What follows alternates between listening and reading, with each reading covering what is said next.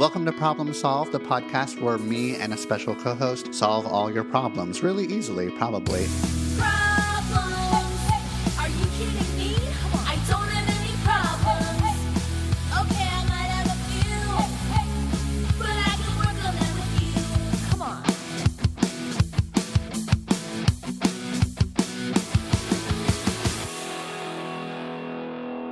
Hello, Remy. It's so good to have you here. How you doing?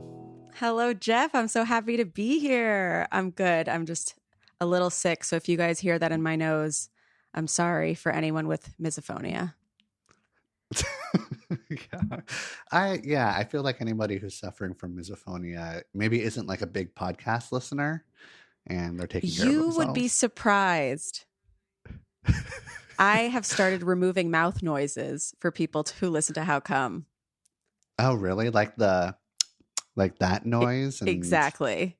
Yeah. Or like swallowing or even breathing and that's because sometimes. So you try not to breathe while you're podcasting? Oh, I breathe. I just edit it out. Okay. Nice. Can you introduce yourself to everybody that's listening?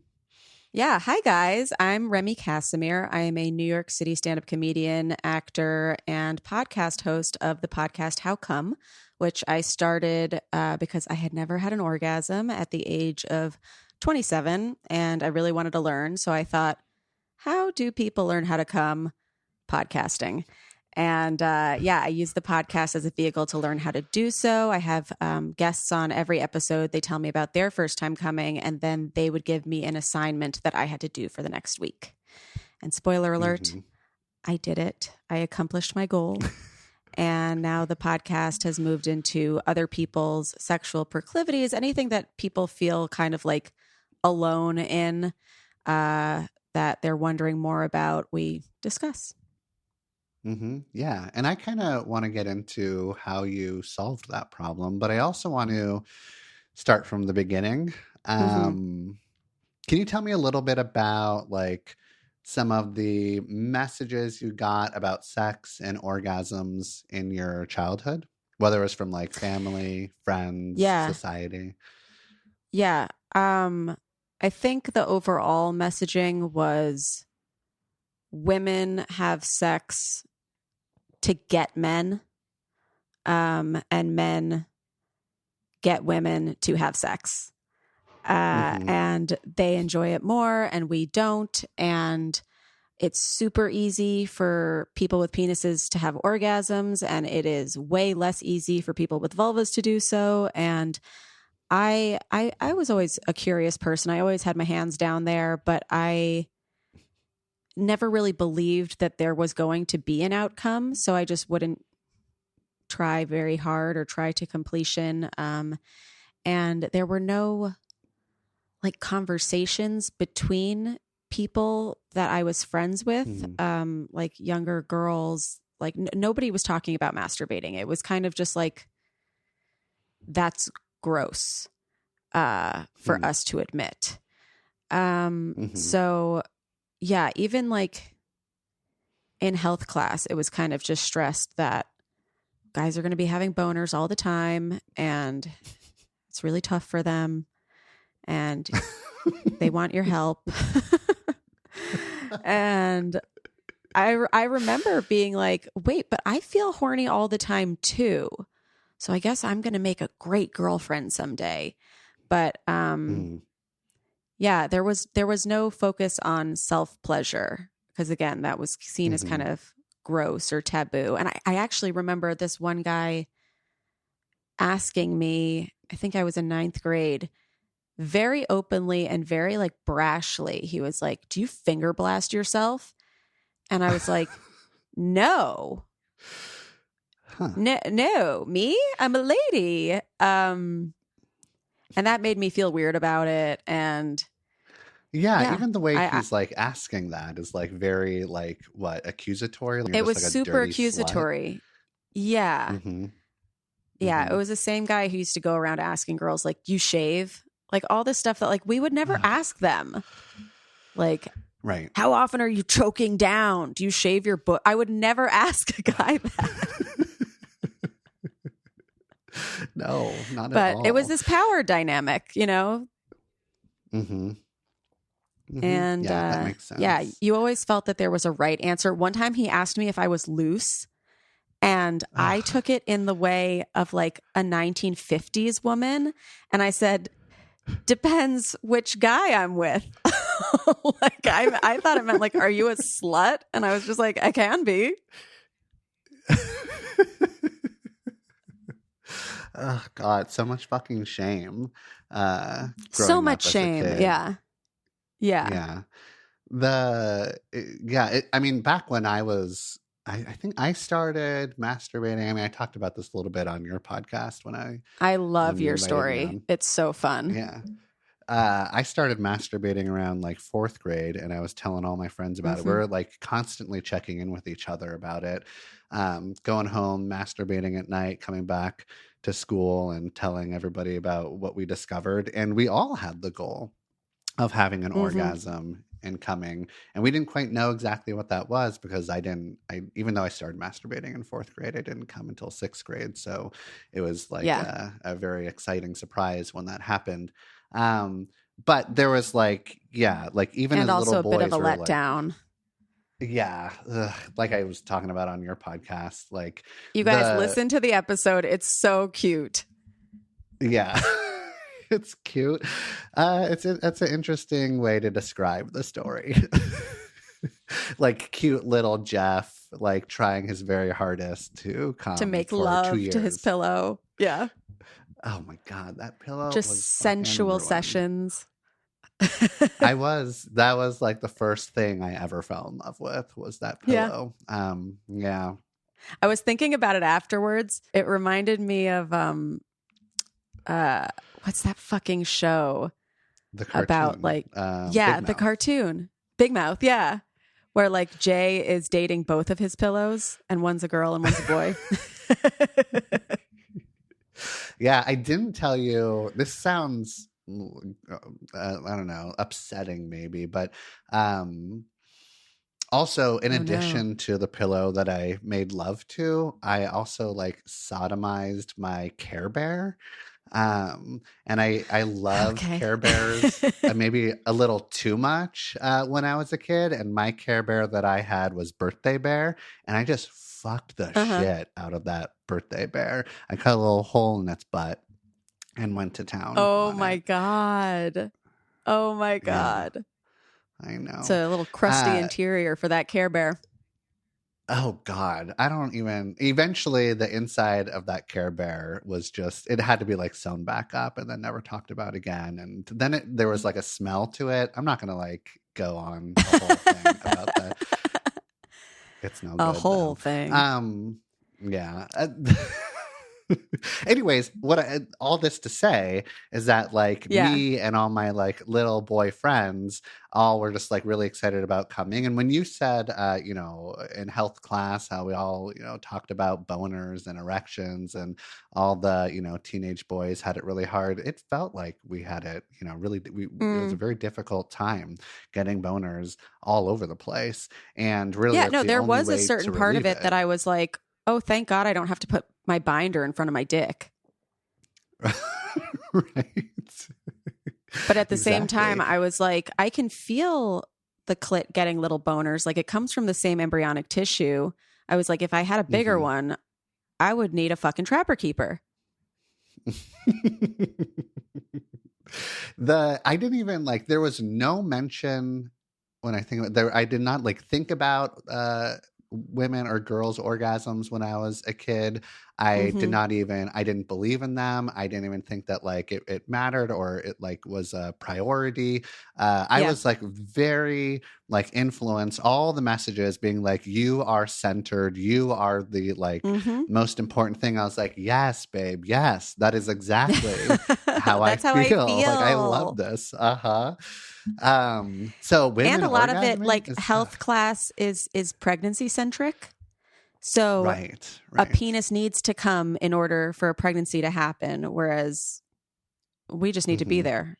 An egg needs to be viable. Yeah, right, And exactly. So they don't talk did about the your fact that so much of sex is not about having a baby. Most of it's not having a baby. no, Exactly. Right. I Yeah. love having not baby sex. It's my favorite thing to Yeah. do. Did your friends though, like in school, middle school, high school, were they having orgasms? Were they telling you about it? Like your girlfriends? I have no idea. Hmm. Like the way that we talked Interesting. about sex again was like, I got him, like we hooked up. Right. Mm-hmm. There was no like, did you come? Was it good for you? It was like, tell me about his penis. Like, how did you get there? Did you go on a date beforehand? Right. Yeah. Huh. There was this is gonna sound like crude, and it is.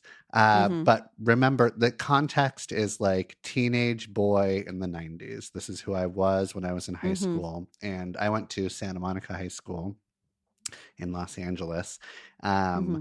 and when you like hooked up with a girl, your friends, your guys, Mm-hmm. they always had like one question for you to like see if you like if you reached this particular part, then they would like give you props. They'd give you like a high Mm. five or something. And I don't know if this happened in your school, but it was never like, did you make her come or did she feel pleasure? The question was always after you hooked up with the girls, like, but did you suck on those titties? And Of course. that Yeah. was I knew like, that was coming. did you? Yeah, like that was it. Like that was the goal of like 14, 15, 16, 17-year-old boys of like if you can like take off her shirt and suck on those titties, which is like I don't like saying that. It's gross, but like that was as much pleasure as we were willing and able to give you back then. Was that like Also, assuming you were mhm. good at the sucking. Like there's so much titty sucking that like her face is just like the whole time. Uh-huh.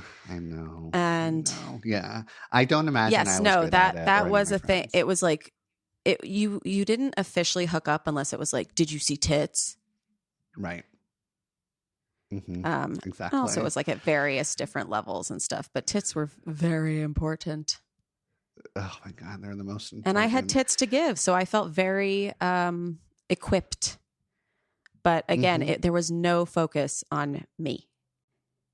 So And when even did when I you was like like? practicing to like lose my Hmm. virginity or whatever, Hmm. it was all about the hole and making sure that it was loose enough for the guy to not think that this was my first time or like for him to have a good time.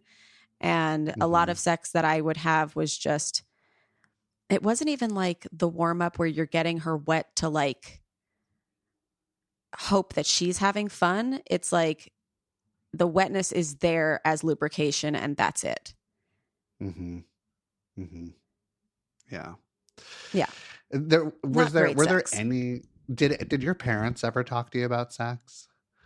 So my parents are both medical people. My dad's a doctor, my mom's a nurse, and my dad never did sex talks with us because my mom was way more home than him and just way more the one that we talked to about anything kind of emotional. Hmm. And I remember one time she told me sex was supposed to be fun, but she never said Okay. there is solo sex and that is also supposed to be fun. And when I finally Mm-hmm. put out how come, she got really upset because she was like, I failed you. Like she wasn't mad at me for doing it. She was mad at herself for not giving like a more proficient talk. Yeah. Would you agree with her that she kind of failed you in that aspect? Yes, but I also, there were a lot of things I probably wouldn't have listened to her about just because of what society said in the first place. Hmm. And I remember the day that I found out girls in seventh grade, when I was also in seventh grade, were giving blowjobs. And I like freaked Hmm. out. I thought it was the grossest thing I'd ever heard in my life.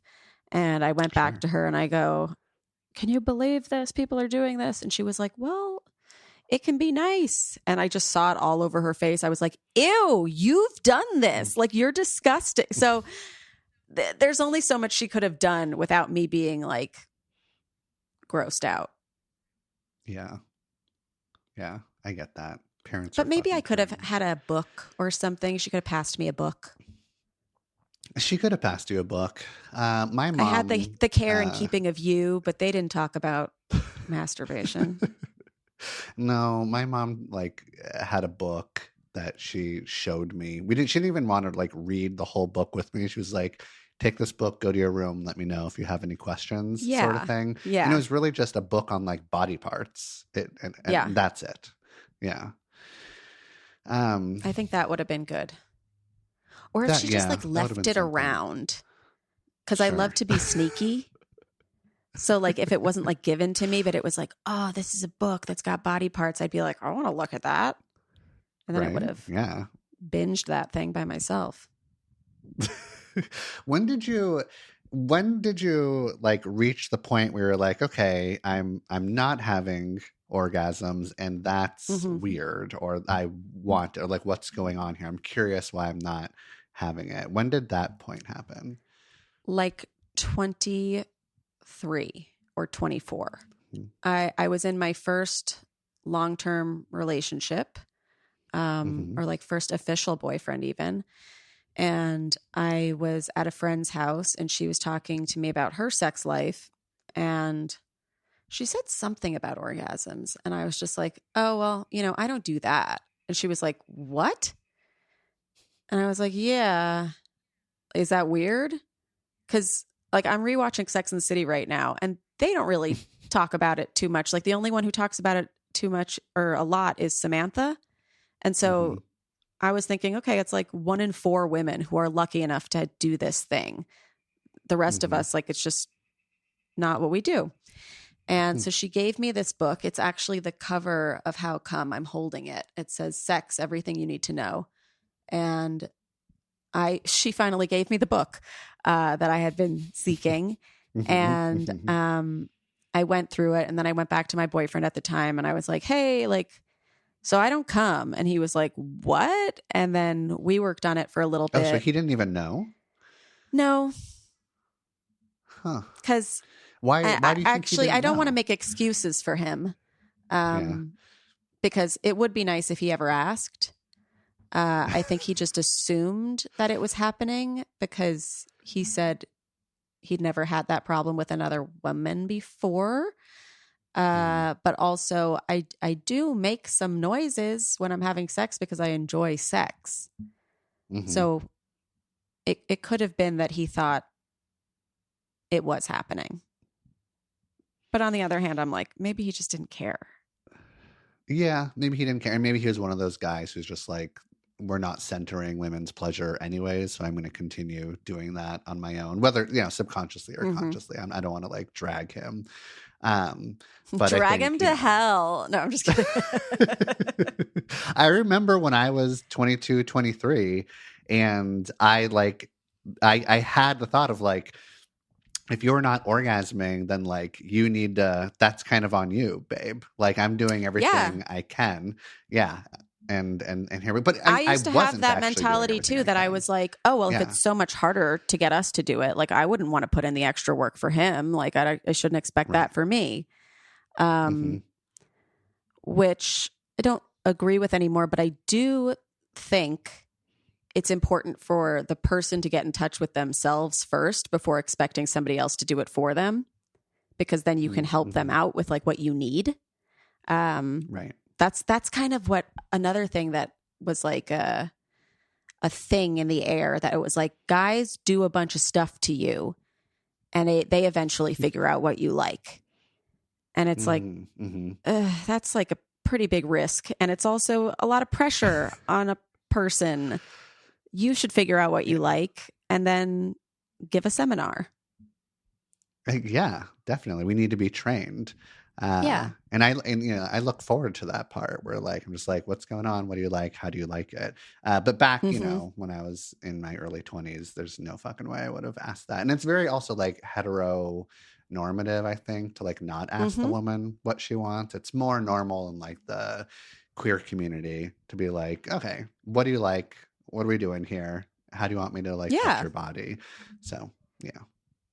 Yeah, no, there's way more conversation in queer relationships because they're not given this like sex timeline that we see in a lot of rom-coms and stuff, or even in health class. So Mm-hmm. it's like we're figuring things out together and about us Mm-hmm. specifically as people instead of as genders. Right. Yeah, exactly. So you come to the realization that you're not having, you want to have orgasms. It's not happening. Your boyfriend at the time is a little surprised, it sounds like. Then does he get on board with like, let's make this happen for you? Do you Yeah, he was start very trying to figure shit helpful. out? Okay. He was like, let's get you some toys. I got the rabbit from Sex and the City fame. It Mhm. scared me. Or actually, no, I had already had it because of a sex toy party in college, but I'd only used it once and I was scared of it. Mhm. What made We you got scared of another it? little vibrator. It was just too dick shaped. It was veiny. It was scary. Oh, yeah. I didn't like it. Um, Interesting. and I think maybe also I was just like, wow, we're really making this about me. Like, I'm not used to being the center of attention this way. Okay, so that feels like a little nerve-wracking. Spotlight is on you. Now there's like we're expecting you to experience something. Pressure's on. Mm-hmm. Yeah. And like Okay. you're telling me I'm important in this moment when I've always been told I'm secondary. Like it's just a complete brain shift. Mm-hmm. Yeah. And so maybe there was something about like you can kind of like hide a little bit being secondary. Your needs aren't being met. That's a bummer, but at Mm-hmm. least you don't have to speak up about your needs and get them met. So it's kind Mm-hmm. of like serving you in a way, I guess, Mm. to like be in the shadows or not be the primary thing. But now you're Yeah. like Did he come? Yes, it's easy. We did it. right. Uh-huh. That makes sense. Mm-hmm. And did that also kind Yeah. of like you like playing second fiddle or like not really speaking up about your needs? Did that like come out in all the other different aspects of being in a relationship? Yeah. Yeah. Yeah. Okay. I had a lot of situationships before my first boyfriend. Like I literally Mm-hmm. started dating him, I think I was 21. And before that, I had 4-year-long and 7-year-long kind of like fuck buddies who I could never speak up and be like, I want to date you. You know, I was just Mm-hmm. along for whatever ride they were willing to give me. And it was really detrimental to Mm-hmm. like my mental health and my confidence. It was all extremely lacking. Yeah, I'd imagine. Were you also like doing comedy and at that time? Mm-mm. No, I started No. stand up. I think I was like 26. It was right after that relationship. Yeah. But I'd Okay. always 'Cause wanted to. I just could never. yeah, that seems to kind of like be on brand for you back then. Like if you're going to do comedy and like literally step into the spotlight, then you got to have like Mm-hmm. a certain amount of, I don't know, confidence or something to really like center yourself and think, or believe that like what you have to say is interesting or you deserve that kind of attention or whatever. So it sounds like, And it was kind of around like a that public time. diary, you know? Yeah. Like there Mm-hmm. was so much I couldn't say to people in my life, but I can go to a basement, pay $2 and do an open mic and talk shit. And Oh, it really interesting. helped me open up. Yeah. Yeah. Good. We love that for you. Mm-hmm.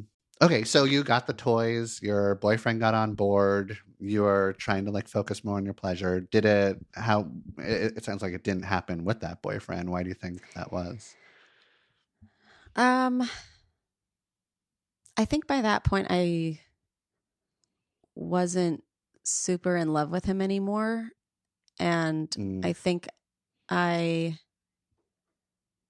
well, also, first of all, the toy that I ended up doing it with didn't exist. So I can't blame it on the guy, but I think also I didn't even want it to happen with him because I was feeling like mentally checked out. Just mentally checked out of the relationship. Yeah.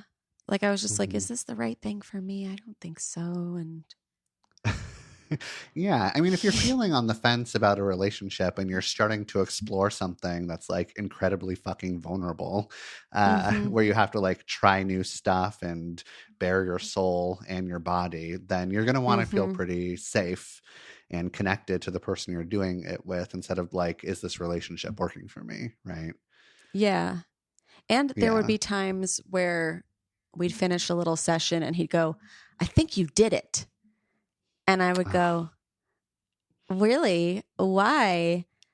And he'd be like, well, you have a rash on your chest. And I looked it up and it says that if you come, sometimes you get a rash on your chest. And I'm like, huh, okay.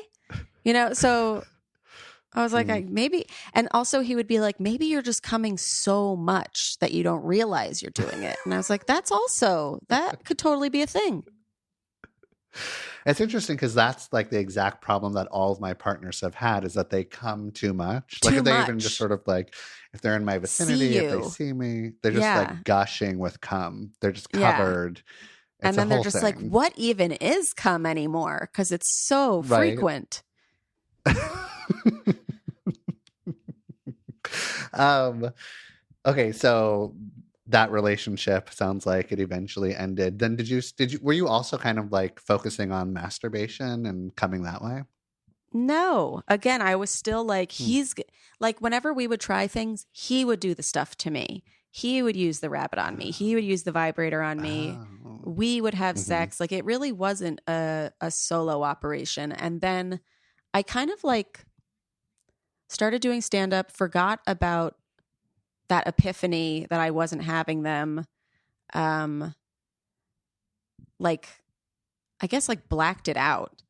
And then it wasn't until I started running my own show and I would see other Hmm. people talking about their orgasms on stage. I'll never forget Esther Steinberg was telling a quote unquote joke about this guy that gave her 5 orgasms. And I went up to her after the show and I go, oh, Esther, that joke about the 5 orgasms was so funny. And she goes, that wasn't the joke part of the joke.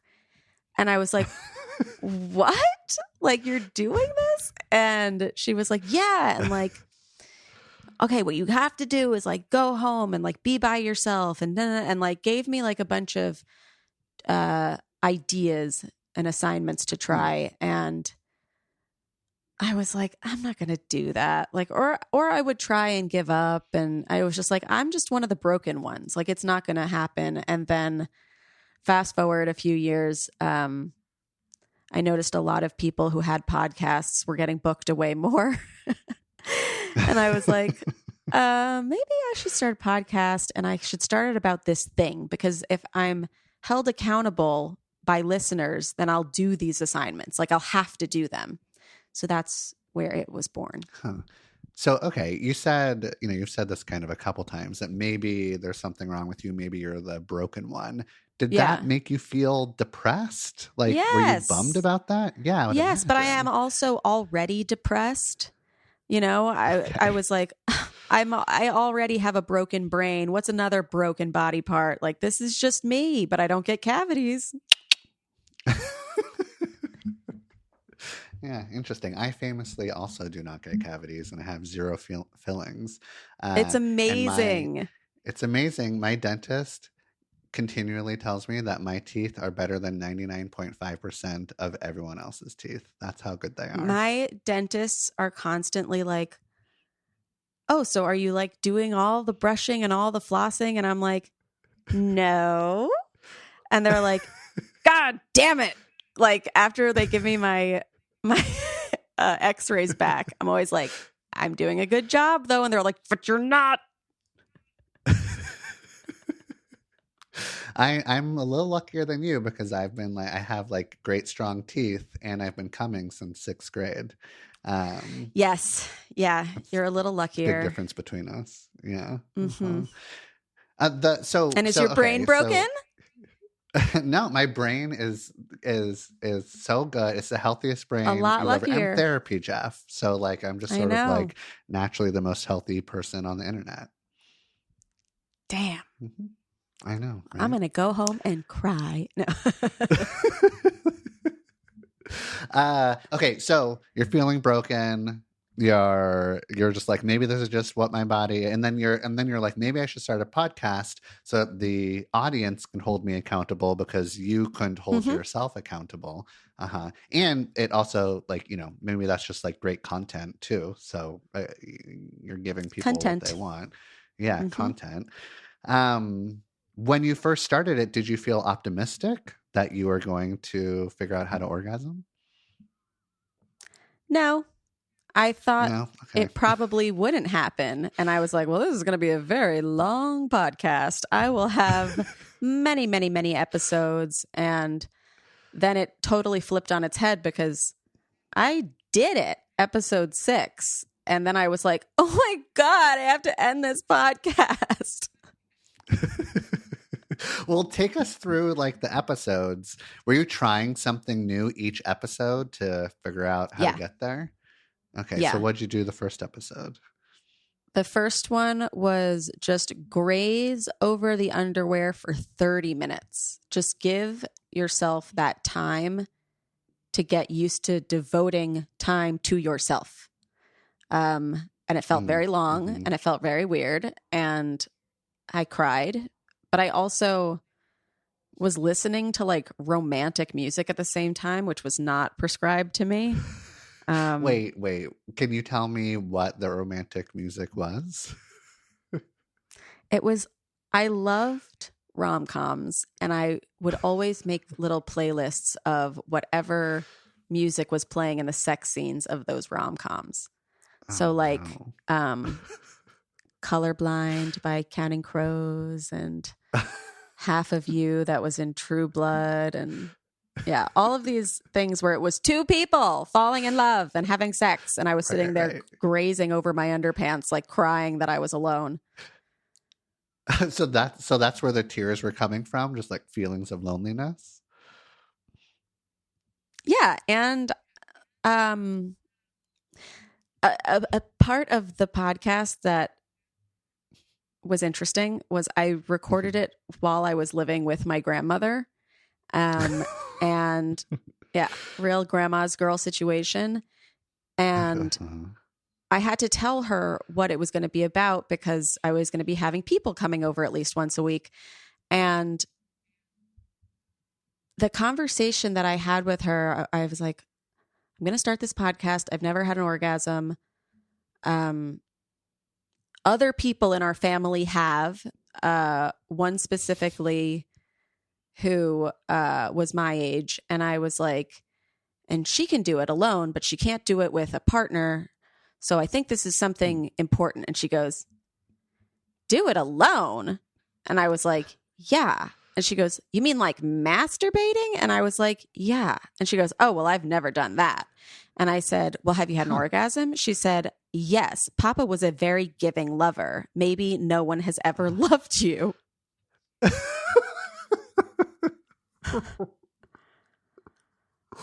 So Wow. that's what I associated with that. Oh God. Thanks, Grandma. Mhm. Yeah. Oh, But also that was on me too. Why was I listening to rom-com music when that was not part of the assignment? It was just supposed to be like, hey, get comfortable with being alone with you and dedicating 30 minutes to you. sure. I think that was a good assignment. Wendy Starling, who was, or she still is, a hilarious comedian. She used to live in New York. She doesn't anymore. And yeah, she's extremely skilled at sex. Her episode, it's our first one, and it's unreal. Okay. All right. Well, yeah, great. Good advice. Didn't really work for you. What was the next thing you did? What was the second thing? I think it was watch porn. Okay. Where did you go to watch porn? The internet? Just the tube sites, yeah. Yeah. Did you look for any sort of specific kind of porn?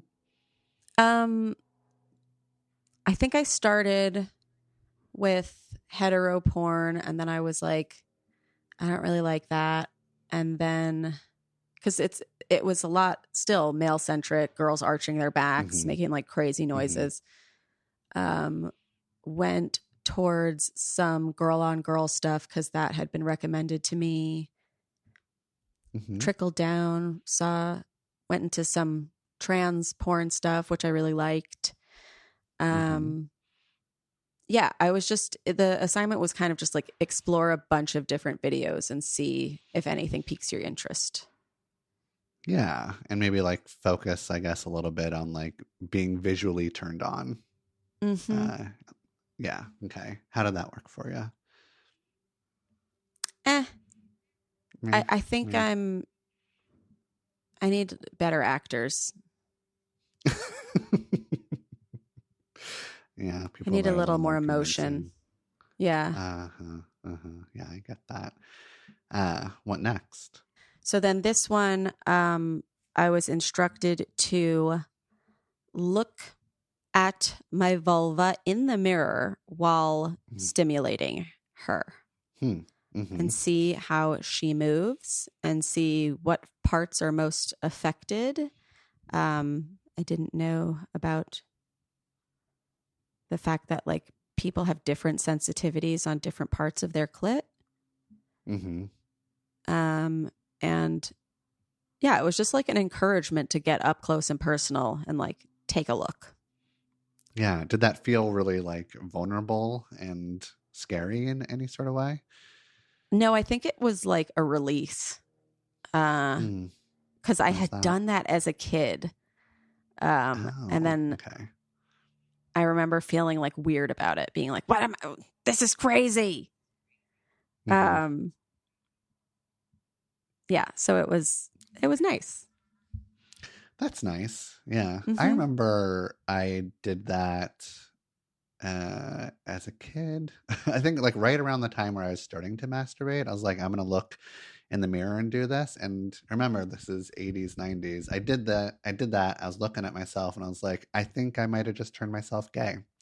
Like I'm looking at another penis, my penis, even though it's my penis, I might be gay now. And I had like a little freak out because that was like the worst thing to be as a boy in the 80s and 90s. Right. Yeah. Yeah.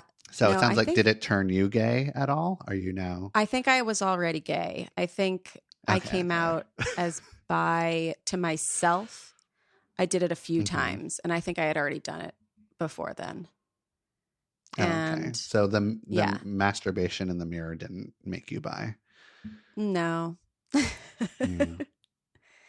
No, I was always really into my body. That's what was such a weird juxtaposition, that I wasn't super confident on the inside, but I was always really into my body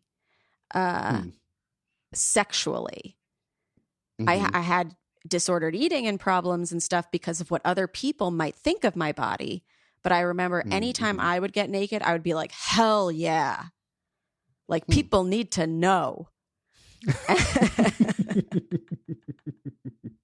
That's good. That's nice. That's a fun feeling. Yeah. And so it sounds I would look sometimes in a critical way, that I'd be like, oh, there's too much on here and I'm shaped. But I was always like, my boobs I'm really into, and my butt and my vulva, I was always like, yes. Like I wish the other parts were as good, because like this stuff is perfect. And yeah, I used to be like, oh, if I could only clone myself and just have sex with me. And then I was like, wait, that's like incest, right? Oh no, is it?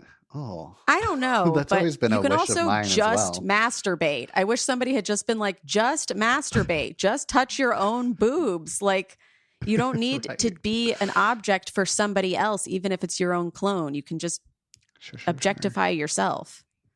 Yeah.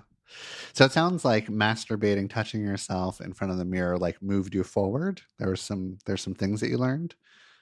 Yes. And then my next assignment, I did 2, because that episode was all about like doctors and science. If you guys want to hear more in depth, go back, listen to season 1. It's fucking fantastic. It's some of the best work I've ever done. But I had 2 people on who gave me the assignments of going to my gynecologist and my therapist to see if there was anything mentally blocking me or if there was anything physically blocking me. And my gynecologist was, did some tweaks, did some looking and was like, no, you're fine. So that took the pressure off in that way. Cause I was like, okay, I'm not broken at all. How cool. Let's see about the brain. And I went to my therapist and I was like, these are some of my fantasies. These are some of my concerns. Like, are these things weird? Are they normal or not? She's like, you're fine. You're fine. Like, just go try more. And I think those things took a massive mental weight off of me and kind of, I was like, okay, I'm ready then. Let's go. And, my fifth assignment was also a 2-parter because I was like, I'm so pent up. And it was a female masturbation class or a vulval masturbation class with Goddess Lola Jean, who's a friend of mine.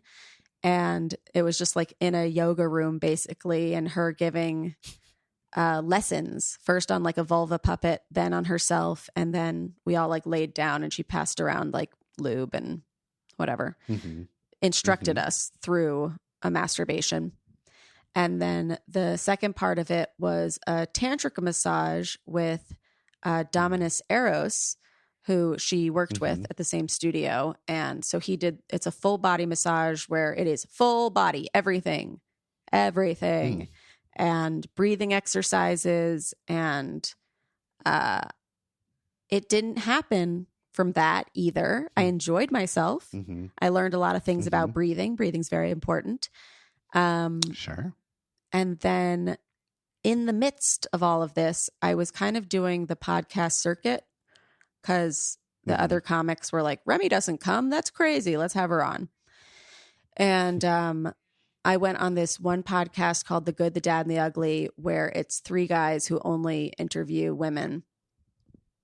And they were like, have you tried this toy? It's a clitoral suction toy. It worked for Rachel Sennett. She had never come and then used this thing and did it. And I was like, no, I will. And I ordered it and it was almost instantaneous. So it was an assignment that came from another podcast. Yeah. And it was crazy. And I loved it. And I would jack off like 9 times a day after that. It was my favorite hobby. But what was you said a lot there. So let's back up a little bit. The tantric massage, were you feeling like anxious about it? Were you totally open to it? Did you feel kind of closed off? Were you able to like relax into it and trust the process?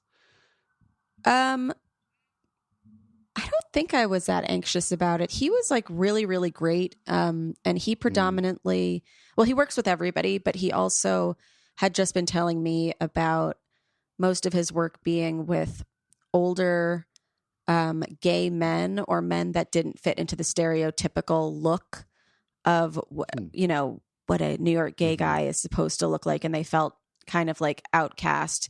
And so he was telling me about like those it wasn't not sex parties, but like meetups and stuff that he would put on. And he had a partner and they were outside. And, like we did a lot of talking beforehand. So I didn't think he was like trying to like creep on me or like do anything fucked up. And yeah, I felt very comfortable with him. And I've always felt comfortable getting naked, like for massages. So this was just like another step. Yeah. And I really wanted to do it. Right? Yeah. I was.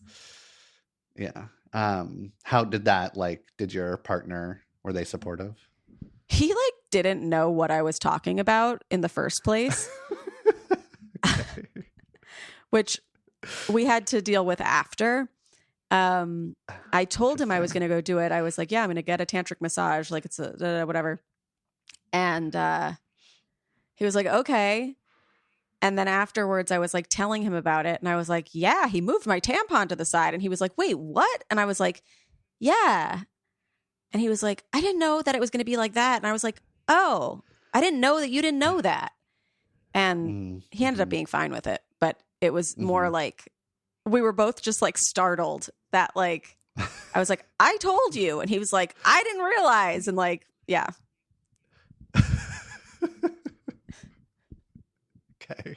I can understand why that might be like jarring information for him if he didn't realize what a tantric massage was all about. Yeah.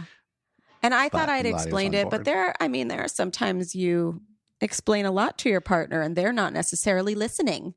I don't know if that was the case or if I just didn't explain it well enough. Right. But he had been so supportive of the rest of the process of me talking about it publicly, of me trying a bunch of stuff like that. I just assumed he knew and he was on board and stuff. But anyway, yeah, Sure. it wasn't a big fight. It was just kind of like, huh? That makes sense. And then the like suction-y toy. Yeah, I've had some partners in the past who love that toy and They're works so great. wonders. Yeah, I've seen them in action. It's very sexy. When you Isn't did, it? yeah, I Like- highly recommend just like watching somebody use it. Yeah, that's something that like we do a good amount still, where like I'll just use it and he's like there and then he gets all boned up and we're both so happy. When you like first had that first orgasm, I mean, I imagine that it was like a real physical experience, but was it also like a emotional, mental, spiritual release? Like, how was that for you? It was so mixed. I was so, yes, because I was so happy that I did it, that my body could do this thing, that I could feel this feeling. Like the feeling was so good. I was just like, holy shit. Like, I can't believe I've been missing out on this whole time. But then it was just coupled with the fact that this was a public thing I was doing. And I didn't know if I had to end the podcast. Like I genuinely, I think came and then cried. Like, it was so stupid. Because obviously, like we're 6 seasons in now, it has nothing to do with just that journey. Right. But yeah, I think about it sometimes that I'm like, what if it had just happened in my room and it had nothing to do with external opinions or a business that we were starting? Yeah. That's funny. It's so weird how it was like kind of mixed into the work that you were doing. It's still so fucked up because I hit an orgasm drought like 8 months ago. I don't think I had come for like 5 months. And so I started resuming assignments again because I was like, what the fuck is happening to me? And one of the assignments was like, go to a sex therapist. And I was like, I don't want to, because I don't want to have to tell them. Like, there's something about sitting in therapy knowing that you're going to have to relay this information to thousands of people. That's just like, okay, that's not therapy anymore. So I'm kind of trying to learn how to separate and still give enough details for our listeners, but also like keep some stuff for myself, just so I can feel like a little safe with me. And if I want to do that kind of therapy, maybe tell them in 2 years instead of right away. Exactly. But I mean, I get it. There's this like funny little, what feels like an agreement that we've made with our followers and with our audience that, like, you know, if I start out being really transparent about something, this vulnerable journey, this like sexy orgasm journey that I'm going on, then that means I'm gonna have to continue being the thing that you expect me to be. And if I'm not, then like feel like I'm betraying you somehow. Really, when I would imagine that your followers are just supportive of whatever the fuck you want to share, right? Totally. No, they are great. And yeah. We do have enough people coming on telling their own experiences that they're still learning and like getting their rocks off, if that's what they use the podcast for. Yeah. And I do still share stuff, but it's stuff that I'm 100% comfortable with. Good. Yeah, that sounds Yeah. good. You have had lots of episodes with lots of different folks, and you've heard many stories about people's like first orgasms. Is there hmm any sort of like pattern or theme that consistently comes up? Is it different for like different genders? And have you noticed anything like that? There are patterns. Um, a lot of them have happened while people are watching illegal TV, like as children. Like, you know how there were like channels that like you couldn't get Oh, do I and you ever? could Yeah. see sex like through like a fuzzy screen or whatever? We Oh have so yeah. many Uh-huh. people that were just watching that shit and masturbating. All genders uh seem to love that. What There's a the sad, thrill amazing of time to yeah. masturbate to like that Yeah. TV static of like those fuzzy boobs and penises hmm coming through the screen. Yeah, it Yeah. was. Um we've had a lot where they're dry humping and it just happens.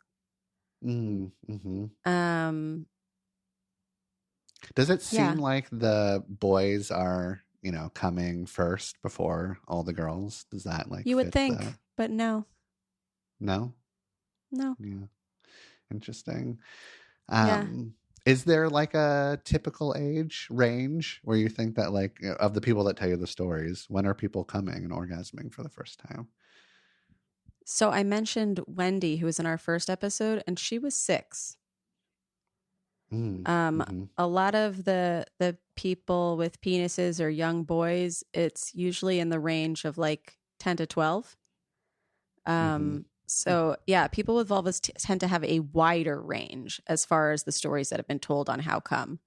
Where mm-hmm, we had somebody whose first come was at 29 recently, who's a woman. mm-hmm, mm-hmm. Um, but then we've had people who are like as young as 6, as young as 5. Um, yeah, there doesn't seem to be like a general age as far as vulvas are concerned. It seems much Mm-hmm. more consistent for penises. Interesting. Yeah. Yeah. I'm like thinking back to my own experience with my penis and why like I started to masturbate at the time. That I think it was just like it didn't even like I'm sure it probably would have felt good if I played around with it when I was even younger, but I don't think it felt like anything really. It just like I felt think it like a has thing that I something to peed do out with like of. puberty. Yeah, I mean, it must have been like I was like prepubescent, and that's Mm-hmm. when things started to feel different. Mm-hmm. And then I got a little obsessive. Um, my Hey, story on same. your yeah, my story on your show of like, oh, I didn't like I was masturbating, but I didn't come for 2 years, Yeah. and then I did. Is that like a pretty common penis having story? No. No. I honestly I think yours I was really excited because it was different than a lot of the ones that I've heard. Mm. But also, yeah, no. So I think at least like well, nobody else was fucking their pillow for like long sessions. I think that's the part I really liked. But there definitely were other guys who have been like, yeah, I would do it and nothing would come out. And then eventually one day something came out. Mm-hmm. But they would still Yeah. feel the feeling of an orgasm, just not Right. ejaculating That was the thing. It was that I was like able to orgasm for like fucking for such 45 a long minutes straight. time. You were a Yeah, little yeah. tantric child. Exactly. And then I lost it in 6th grade. Mm, It was a real it's devastating. tragedy. Yeah. Well, we've run out of time, but Oh no. I know I really enjoyed talking to you. Me And if too. people want to like hear more about you and these stories, they can visit your podcast. And they can also see you doing comedy, right? Where do you usually do your stand up? All over the city. I'm not touring anytime soon because I have a new baby niece and I want to suck up all the baby time I can. But Mm-hmm. yeah, follow me on Instagram, Twitter, TikTok, Remy Kassimir. And the podcast is How Come Podcast, spelled the way you think. It's on all the platforms. And it's a really good time. And it's, again, much more detailed than what we had time for today. So if anybody is struggling with any sexual thing, we have covered it all. If you can't come, listen to those first few episodes, do the assignments with me. And I look forward to your DMs saying that you've done it, because we've had thousands and thousands and thousands of people who have followed the assignments and had their first comes from the pod. Yeah, no, that first season is really great and incredibly educational. So I highly recommend it. Thank you. Yeah. Thanks for being on And the other pod, seasons Remy. are good too. Yeah, no, every single Thanks, season Jeff. is good. All right. I'll talk Jeff's to you episode later. is amazing. Yes, listen to it. Bye, guys.